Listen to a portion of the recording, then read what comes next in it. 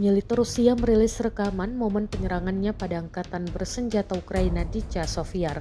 Rekaman detik-detik serangan diunggah di Telegram pada Rabu 6 November 2024. Dalam keterangan unggahan disebutkan, hari ini di desa Chasiv Yar, militer Ukraina dengan menggunakan kendaraan tempur infanteri M80 berusaha mendaratkan 10 pasukan penyerangnya. Namun nahasnya, kendaraan tempur infanteri mereka diledakkan ranjau disusul drone FPV hingga tidak dapat bergerak dan terbakar. Sedangkan infanteri Ukraina mencoba berlindung di rumah-rumah terdekat.